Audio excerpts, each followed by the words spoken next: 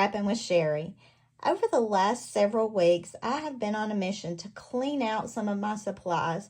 I've done that by going through and finding my collections that I have very little of and making some pre-done pages. So when I get ready to scrapbook, I've got some beautiful pages to pull from. And today I'm going to be working with the Homebody collection. This was an advisor exclusive. You could get it from an advisor earlier in 2023, January 2023. And I had taught some classes using the papers from this. And I had bits and pieces left where I had cut it up for demonstration. This piece was actually, I think it was done like that. And I believe Noreen showed how you could just cut off the bottom borders and flip them and make a page. So I'm going to do that with this one page in particular. But I also had one other whole sheet of paper. I didn't necessarily want to add this same design in because it's pretty bold, and I didn't want it to be matchy-matchy. So I was looking at a way to use one sheet of paper to finish up a design, or to finish up a pack, and I kind of came up with this design. I've probably seen it somewhere else before, but I'm using my zero centering ruler, and I'm going to do this design as a bottom corner design, because the other page that I was showing you will be my left-hand side of the page. And I want my design to be a little heavy down here on this bottom corner rather than the top. So I am lining up my zero centering ruler. I'm going to stick this white piece of paper under it so you can see a little better. I'm lining up my zero centering ruler with the 0 right at the bottom of my paper. And where that top edge is at the 5, I'm just going to make a little pin mark. And then I'm going to do the same this way, lining up the 0 at the corner of my paper and just make a little pin mark right here. So I've got a mark here and a mark here. And I'm going to cut those with my 12-inch trimmer just from mark to mark. You want to be as close as possible to precise on this. You know, I'm not really a precise person, so this is kind of hard for me. But we'll do the best we can do.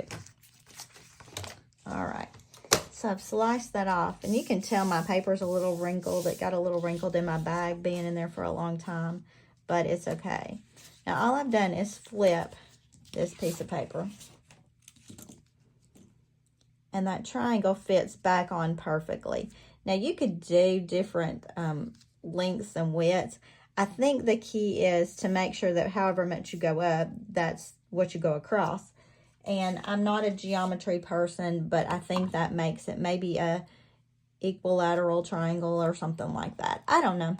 Sounds good anyway, doesn't it? Sounds pretty impressive. Now, you've seen me weld before, and I'm just going to weld these two together, just sticking tape runner over this little piece right here, because I have some ideas in mind.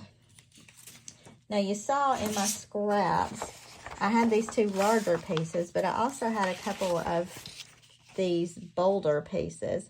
And I think what I would like to do is line one of these right up along that seam. Now, fortunately, cutting at 5 and 5, I could line this up on my seam and get it corner to corner pretty well. So I'm going to add a little more tape just to hold that border down. Now, would this work with other collections? I have no doubt it would. Maybe not as easily or as exactly as this. And I am bringing my border down just a touch because I want to make sure that my corners are going to go right to the corner. I don't want any excess paper showing here. And I don't want to mess up the corners. I'm not sure I'm explaining this very well, but I know what I'm doing. So, all right. So we've got that corner covered. And I'm going to go back and cut off where we've got those little sticky out triangles. That is a precise term, sticky out triangles. So we've made that nice little border design, corner design here. And I can go back with some of my words, some of my embellishments, and add those in. And I have kind of an idea in mind for this. My son and his wife just bought a new house. And I was thinking that this would make a pretty page for their new house, because their house has a lot of neutral colors. It's just really, I don't know, it's a nice looking place with a lot of neutrals. I could add in some word pillows. I think I'm gonna go ahead and stick some stuff. Y'all know me, I just play around and see what happens out of it. I think I want this to come off the edge a little bit. I'm gonna add the love pillow over here.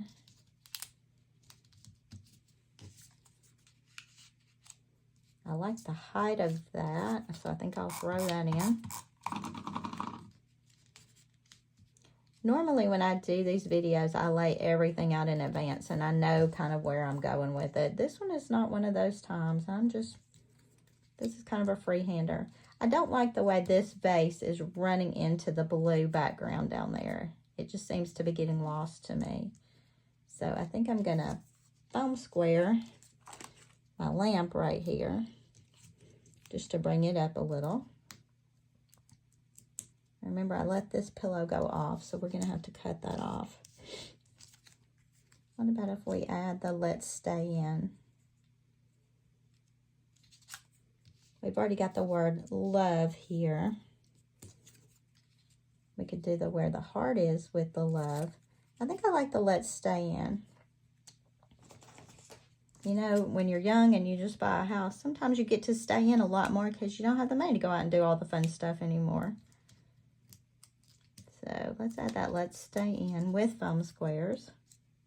I'm not liking where that blue is showing through right there.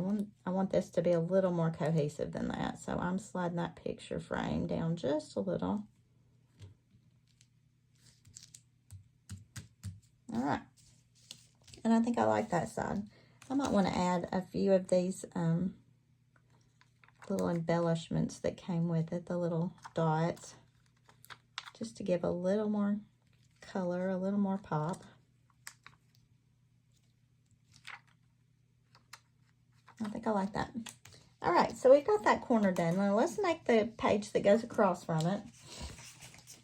But this one I already had cut. Now remember I told you initially this border and this border were on that piece of paper.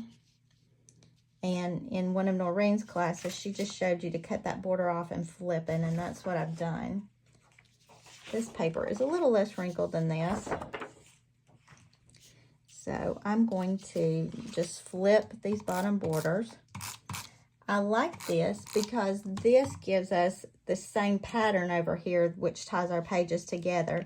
The only problem is I don't have any more of that geometric wood looking paper, but we're going to see if we can tie that in too.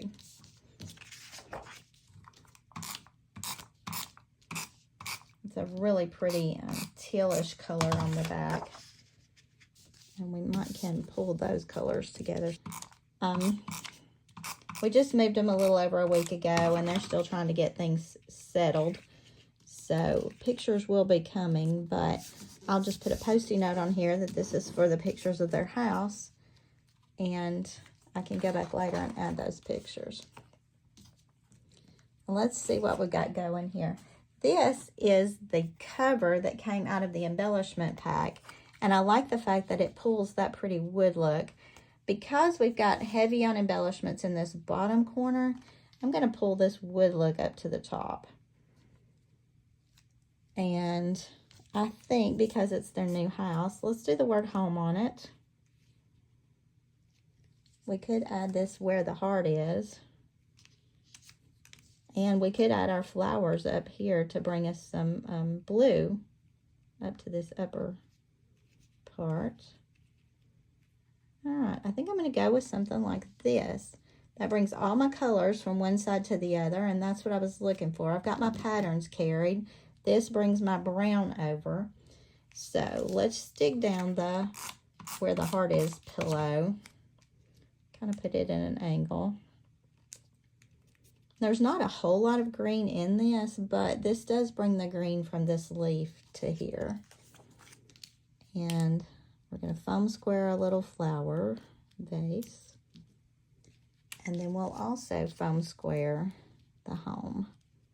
Just ran out of the large foam squares, so these are going to be done with small ones today. Normally I'd put a couple of big ones on here and be done with it. I think I'm going to add that right inside the little border that's there. Home, where the heart is. That's kind of sweet, isn't it? All right, do we see anything else that has to be added? We've got this blue cushion here. Do I want to throw that in there as well to add more blue? Yep, I think I do. And I'm just going to stick that kind of right behind this green one and let it go behind the word home too.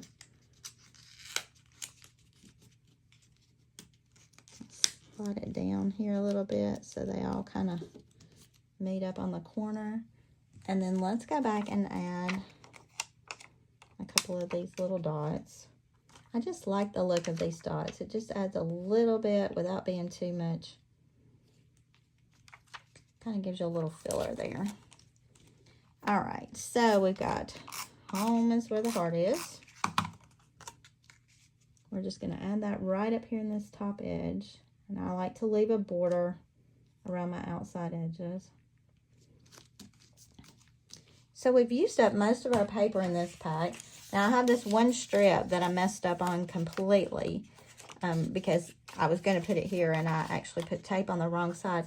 But what if we went back and added it right up here just to use it up, just to give us a little more of that design up in the top corner. And I'm just going to try to make it the same angle as the one I've done before, but I don't want to take a lot of space off my page. So I'm going to go with something about like that and cut off these edges. So I wonder how many of you make pre-designed pages. I used to be of the camp that I could not make a page until I saw my pictures, I determined my colors, and I have totally changed my tune on that since I started playing with pre-designed pages. I know a lot of you probably still think, there's no way I can make a page without knowing the colors of the pictures. But I know what colors I use a lot. I know what colors I have a lot of. And I kind of know what colors are in their house already. So that makes this one easier. I do have to think consciously about what colors I will use and what I want. I forgot to cut my little pillow off down there. But I make these pre-designed pages, and I just have a cheap little scrapbook that I bought at the dollar store years ago with slide-in pages. And I slide these pre-designed pages into that. And then when I get ready to work on my albums, I can pull those out and look at them. So how could we bring this color across? I think we could do that very easily with a mat right here. And here again, because I know that I take a lot of pictures with my cell phone and I take them up and down, I take them vertically, I know that about a 6 1/4 mat, that would accommodate for a 6-inch photo. And then 4 1/4 times 2 would be about an 8 1/2 with a little space in between. I know y'all are loving this math. That would give me enough for 2 4x6 photos right here. Now, I'm not really taking a lot away from my design, and if I wanted to make sure this border stays intact, I could scoot it up. And I probably won't even stick this on yet because I'll wait till I get my pictures. I may need to throw this up here so I can add more pictures here. But that gives me a lot of options. Now, let me just pull out a couple of photo templates and let you see how I would lay this out. Again, I don't have the pictures yet, so I'll have to wait until I get them to know what exactly I'm going to do. But I've got room on this for 2 4x6 photos. And remember, I made this 6 1/4 by about 8 3/4. And that gave me plenty of room to add 2 photos there. If I slid it up that way, I could actually even get another photo here. I could line 3 up right here if I wanted to. I could do a photo here and a couple of others here. There are lots of different ways I could lay this page out. And you won't see the finished product just because it'll be a while before I have the pictures, and the video is going to go up before then. But I did want to show you this layout using some scraps, trying to finish up some paper packs collections so that I can move on to some of the newer stuff. I hope you enjoyed this layout, and I hope you'll start digging through some of your collections to see what leftovers you've got that you can make some beautiful pages with. I think this is a pretty fun idea, and I'll probably be using it again. So until next time, happy scrapping.